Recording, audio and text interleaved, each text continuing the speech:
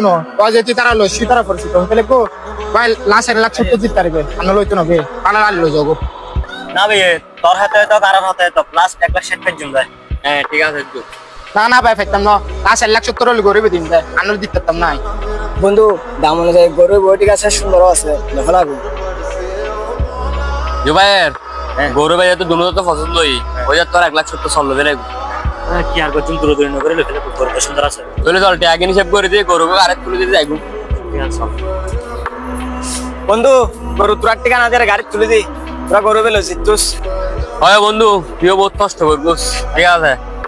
তোর সানাত থাকলে কিছুদিন না ধরে ইন লাখ বন্ধু সানাত থাকে পার যাচ্ছিস তুই নাইস চলে ঠিক আছে না আচ্ছা বন্ধু ভালো থাকিস ভাইয়া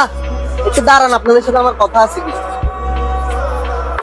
কি ভাই কি কথা বলেন না ভাইয়া আপনারা যে এতক্ষণ হাটে আসছেন গরু কিনছেন সবকিছু আমি এতক্ষণ ধরে ফলো করছি কিরে ভাই কেন ফলো করতেছেন আপনারা ভাই হাটে ঢোকার সময় যে লোকটার সাথে দেখা হয়েছে সে তো ভাই 1 নম্বরের দালাল কিরে বন্ধু ভাই আমি কি হদ্দুড়ে মাথাটা হাসনো করে আয়োজন বুঝির ভাই কি হয়েছে একটু খুলে বলেন না উনি হচ্ছে ভাইয়া পড়িয়া থানার হাটের দালাল বুঝছেন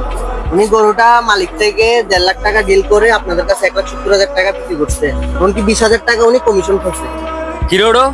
এটা আপন মানুষ হইলে 2 নম্বর হাম করে ফেলি দাঁড়ালে ভাই ওটা দুনিয়ার মধ্যে এখন মানুষে বেশি টাকাই দেয় এই কিন্তু ঠিক আর কিরকম কেন বারবার কমায় 20,000 টাকা পেলে দের তকবু বাদ দে চল